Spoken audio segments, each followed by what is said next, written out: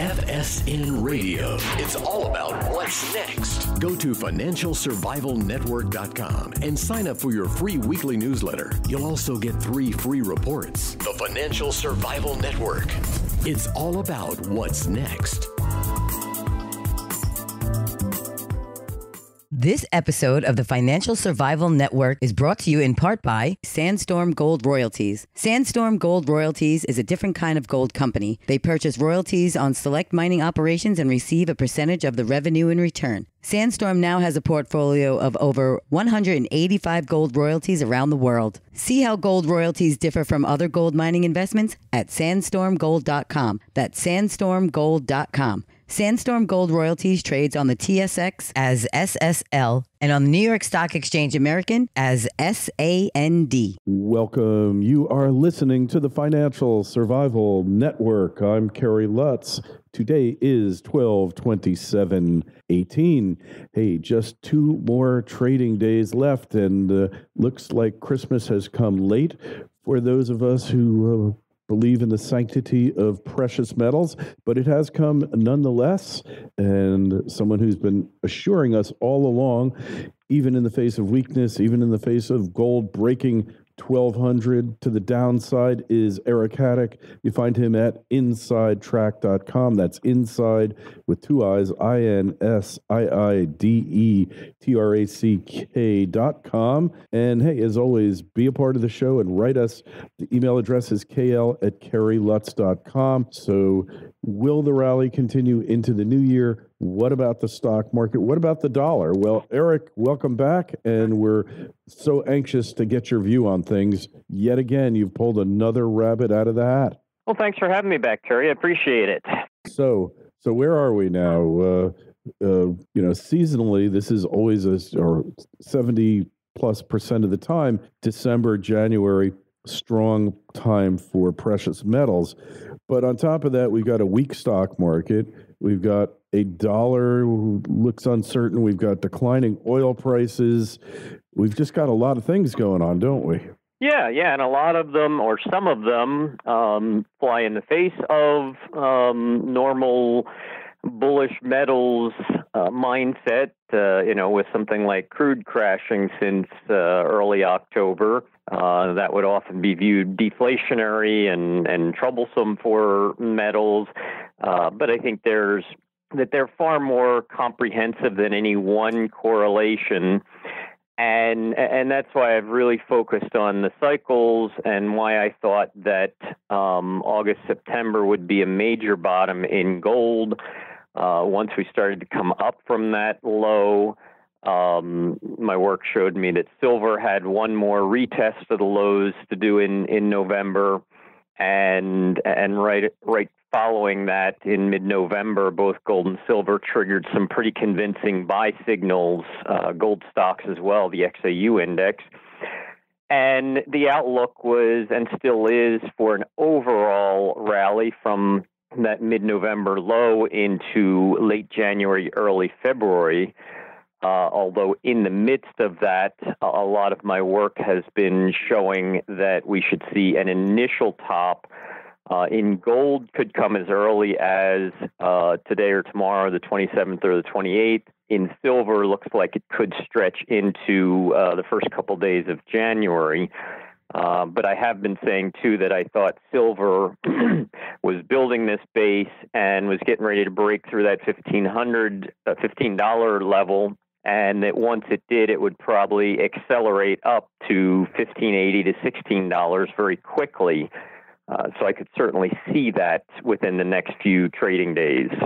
Wow. So silver is going to wake up from the morose, comatose state it's been in for the past 4 or 5 years, and it's going to start performing again? Is that what you're seeing? I think it will, but I don't. I'm not conveying that that's on some massive pie-in-the-sky bull market. I think it's going to be steadily gaining, and I think there's a number of factors that could play in its benefit over the next 3 to 6 months.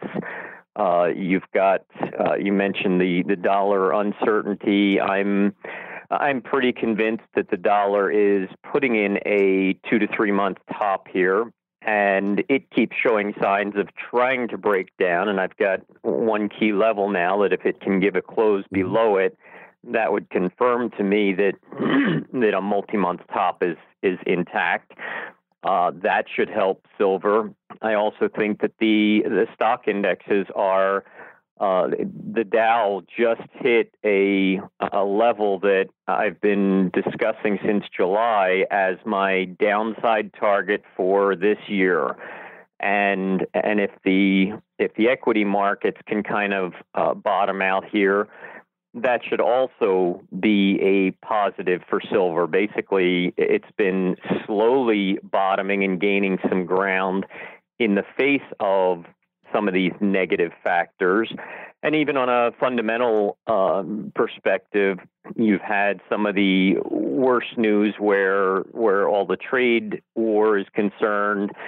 And, if there is any real chance of some resolution there, or at least some positive outlook, that too could really play in silver's favor. Mm-hmm. So, it looks like the U.S. economy has kind of peaked the stock market. Do you see a recession? Are you looking, you see anything like that on the horizon here? I mean, 10 years in a, well, maybe not a booming economy, but certainly the past couple of years, it's been pretty major.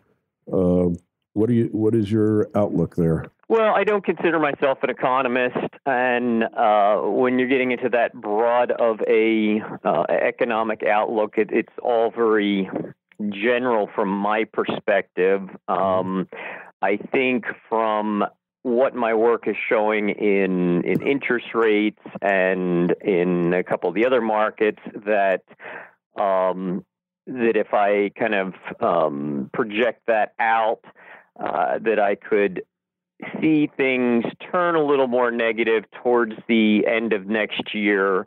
Right now, like I said, it's slowing. It's slowing the ascent, which is, often you get that big accelerated move. If you're an Elliott wave aficionado, that's kind of in the third wave or the middle surge. And then there's one more advance often to come. It's described in a lot of different ways and a lot of different market approaches.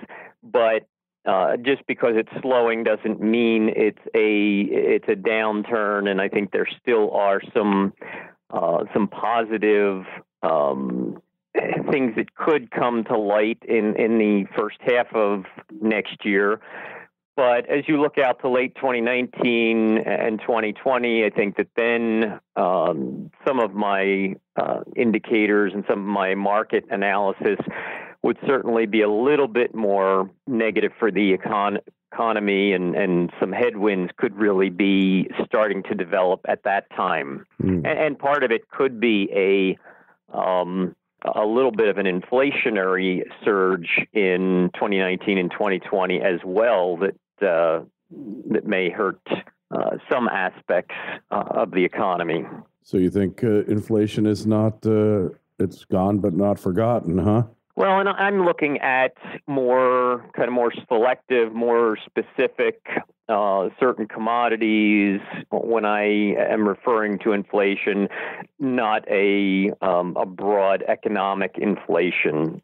Consumer prices going up substantially. So, but in commodities, maybe the cycle is going to be shifting. Is that your thinking? Yeah, and I think that even if we do see some weakness in the dollar, and a lot of times it doesn't take a full-blown sell-off. If the dollar's been gaining since February, and that's been kind of keeping a lid on a lot of commodity prices, that when you see traders finally accept that, okay, the dollar has peaked, even if it doesn't collapse or anything, all it has to do is start to come off those highs, and it removes what was a big negative weight or burden on some of these other markets. Right. And so I think that's certainly going to help some key commodities in the next year or two.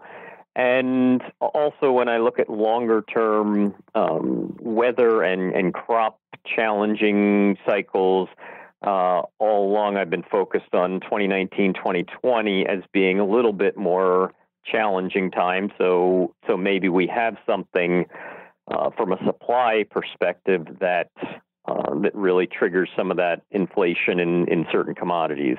Yeah, because one thing I always look at every year is the price of a Thanksgiving Day dinner, and basically we've seen it, pretty much not do anything. It went down 45 cents, I believe, for the past year from 2017 to 2018. Got a little bit cheaper. So, that to me is the best measure, because I don't see the government manipulating the prices of Thanksgiving meals, Right, Turkey. Right. So, but that might be a little bit heavily weighted towards the turkey turkey cost. The turkey indicator. If you have a little bit of shortage of turkeys one year, it might overemphasize that swing in price. Mm-hmm. So what about oil? It's really hit the skids. Last time I looked, it was trading around $46 for WTI the barrel. And just to confirm, well, it's 44.81 WTI, and looks like it's not done going down yet, is it? I think it has expended most of its downside price action. I had two primary downside targets. One was 1 to 2 year support, which came in around 47.48. And ultimately down to really critical 2 to 3 year support, which was right around the $42 level. And I'm looking at the crude futures, and they spiked down to the $42 range a day or two ago before having a good strong rebound yesterday. So I think, like I said, that from a price perspective, most of the downside has been expended. From a cyclic timing perspective, it could still wait until I've been talking about January, February as being a final bottom. So maybe we do a little bit of a bounce here and then retest the lows in the new year. And depending on the setup at that time, that could be an opportune situation for a 3 to 6 month bottom to take hold. That's interesting. So, getting back to the stock market, what do you see in here? Is this just a bounce, the 1,000-point bounce yesterday? Now it's down 400. I mean, it's kind of going like a ping pong ball here. Well, and if you're going to set any sort of bottom, you often see that. You see the big up day, and maybe it stretches a second day. Then all of a sudden you see half or more of that given back very quickly. And then maybe it'll stabilize for a couple days there, then start to turn back up. If it is at least a multi-week bottom, I would expect to see some real kind of backing and filling or volatility at the bottom before it shoots up. It's more concerning when you get a big rally in a bear market or a big sell-off in a bull market that occurs over just a couple of days. Often that's it. That is the corrective move to whichever trend you're talking about. And the overall trend resumes after that, kind of like we saw in leading into the early November high after the late October bounce. It was just a real quick, sharp few-day rally. And even into the early December secondary high, that's more indicative of a market that has just given a quick, sharp correction to, in that case, a downtrend, right, and is ready to resume that overall downtrend. So I do think that we're in a opportune time and price range for at least a 2 to 4 week bottom. There's a pretty consistent 7 and 14 week cycle in the S&P that I've described to my readers, and that was once that set the secondary top in early November. The next phase we expect it to be an important low coming in late December. It fits with some longer-term cycles that I've been describing since last year, and why they were portending a sharp sell-off in the fourth quarter of this year. And it fits with the price targets. I mentioned that the one level that I've been publishing since July was for the Dow to get down to 22,100 before the end of 2018. Yeah. And that was in the context of seeing a topping phase in the third quarter and then things turning negative in the fourth quarter. And the Dow just spiked below that 22,100 yesterday. And so it has certainly fulfilled an important downside objective. Now I need to see if price action can show me signs of anything more than just a 3 to 5 day bottom, and see if it starts to build a little bit of a base and then lead into some upward momentum. Mm-hmm. So it's interesting. So this might not be the end. Everybody's panicking, which, the old saying, stocks. I was going to say stocks climb on a wall of worry. We certainly have a wall of worry now, don't we? Yeah, and often markets, will bottom on the worst news and top on the best news, and you do seem to have a convergence of all that bad news right now.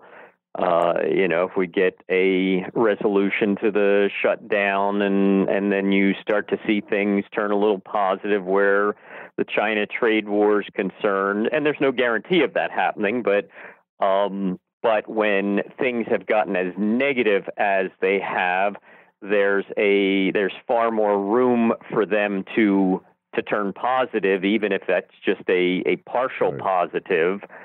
And the market always overreacts. The pendulum swings farther than it should. So even just a snap back to whatever that equilibrium point is could mean a pretty strong rally.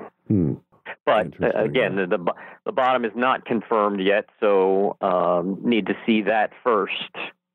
Right. I gotcha. So interesting, though, that all hope is not lost. We could still see this bull market rally recover and go on to new highs, couldn't we? Well, the new highs part, I'm not real convinced of from a multi-year perspective.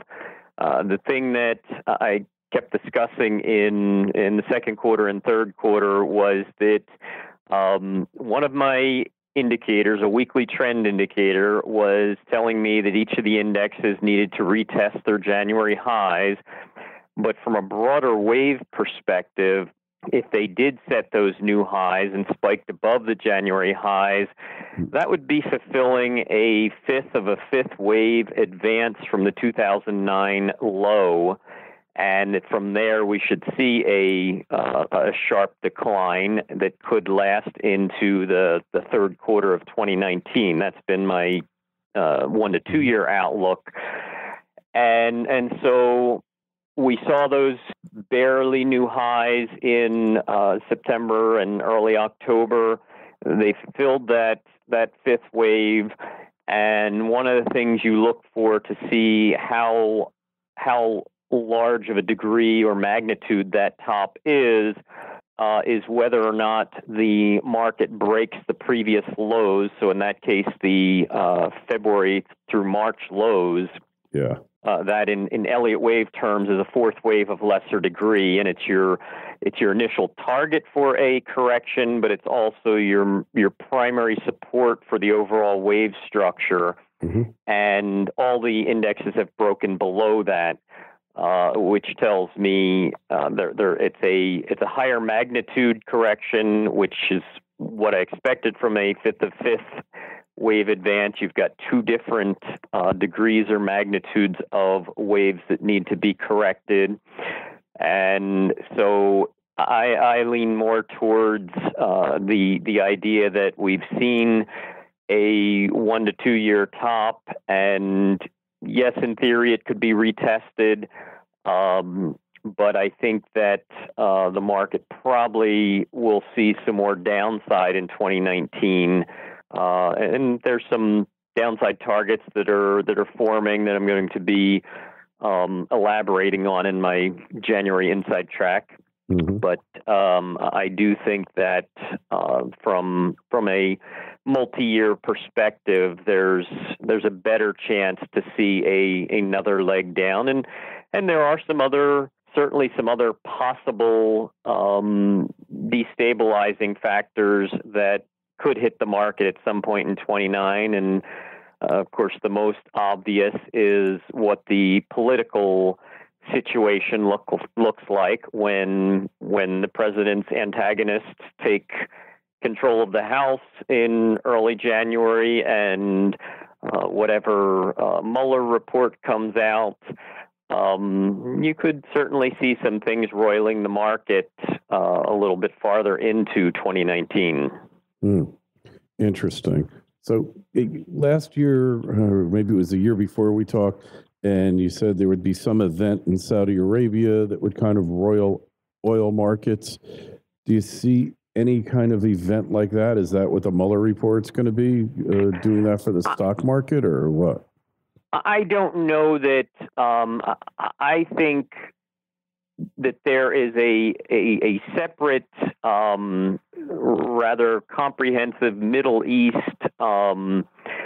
recurring cycle that I've been discussing, and yes, 2019 was the next phase of a recurring cycle that applied to Saudi Arabia, and independently one that deals with Turkey. And to me, each of the things we've seen over the last even 3 to 6 months certainly could be connecting a few of those dots. And, the market had some struggles back in mid-year. It was in that June-July timeframe with some struggles where Turkey was concerned. And then the stocks topped almost on the exact day that the Khashoggi killing came to light. And, that kind of pitted Saudi Arabia and Turkey. If you really look at the Middle East since the Arab Spring, they've been kind of the two primary antagonists. That Turkey has been very favorable and encouraging to the movements of the Arab Spring, whereas Saudi Arabia was the biggest one threatened by upheaval. They quickly responded and pacified their population with money that was suddenly dispersed from the treasury and spread around, and other things they've done to try and pacify that.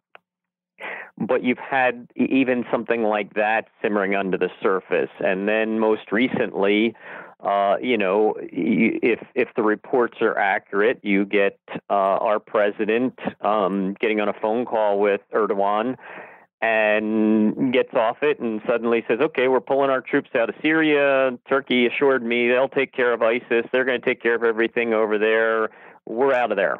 And his Secretary of Defense resigning and other envoys resigning. And it really, like I said, just when I'm already looking at the broader picture and saying, okay, I think that 2019 is when things are really going to start to intensify where Turkey's concerned, where Saudi Arabia is concerned. And then you start seeing these events popping up every couple months. Instead of looking at them as isolated events, I look at them and say, okay, is there a thread here? Is there some momentum building towards in a certain direction? And so some of these things are certainly laying the groundwork for what could fulfill those cycles beginning in 2019 and really leading into and through 2021. That 3-year time frame is when I think you'll see a big shift in the Middle East. And, I know one of the real concerns of military advisors is that if we pull out of there, Turkey goes right after the Kurds, who they've always hated, but the Kurds have been allies in our fight against ISIS, and you're almost back to the early 90s when we disappeared from Iraq so quickly, put up a few no-fly zones, but then Hussein went after the Kurds, and you just have that potential for a bit more of an incendiary situation in that part of the world in the coming years. Mm-hmm.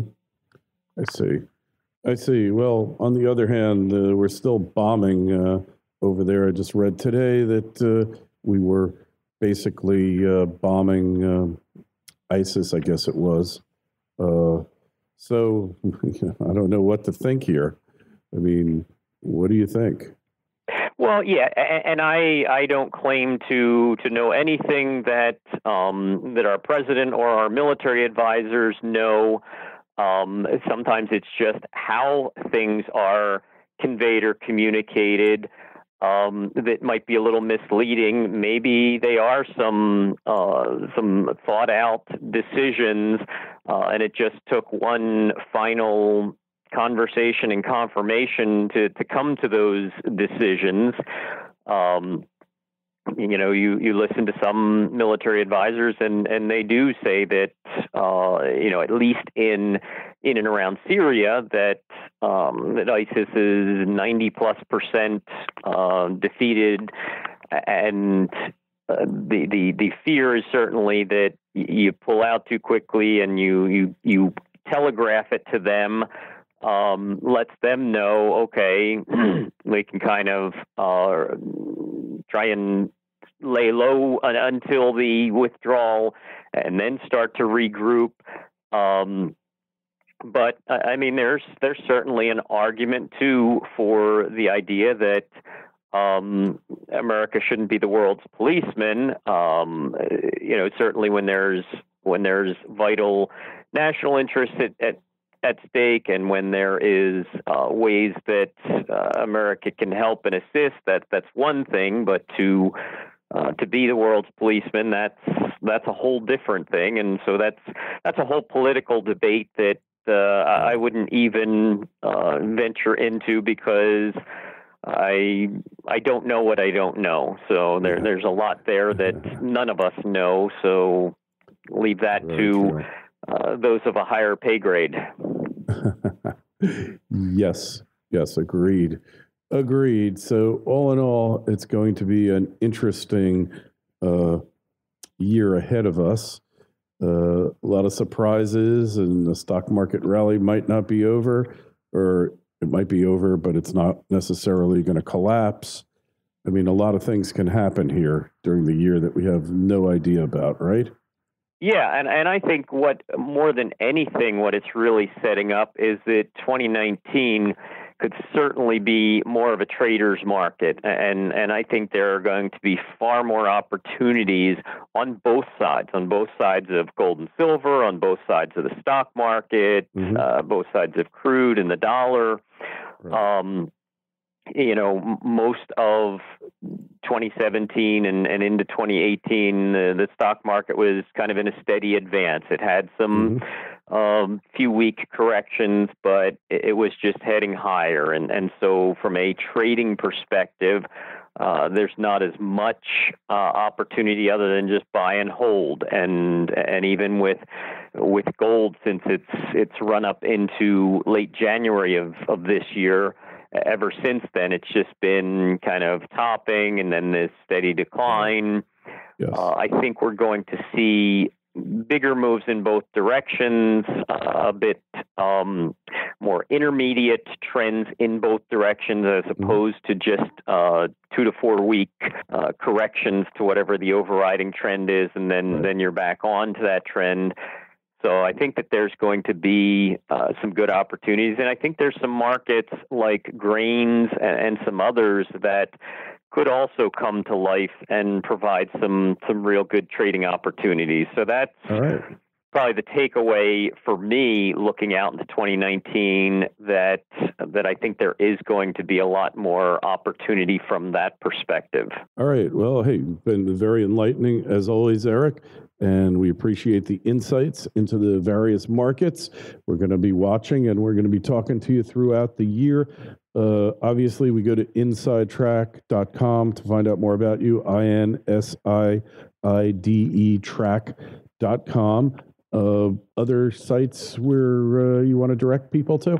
Well, 40-year cycle is the other one where we do have a lot of archived reports and analysis dealing with this much broader cycle that also should be coming to a head in the next 2 to 3 years. So the number 40 and then yearcycle.com. All right. Excellent. Hey, well, we'll be watching out. Hey, any questions, comments? KL@KerryLutz.com is the email address. The Twitter feed's @KerryLutz, Facebook page, Financial Survival Network. Eric, it's always a pleasure. We'll talk to you again real soon. And to all of you out there, best wishes for the coming year. Have a happy new year, and don't get too celebratory about it. It's just a new year. Anyway, Eric, we'll talk to you real soon. Thanks. Thanks, Terry. FSN Radio. It's all about what's next. Go to FinancialSurvivalNetwork.com and sign up for your free weekly newsletter. You'll also get 3 free reports. The Financial Survival Network. It's all about what's next.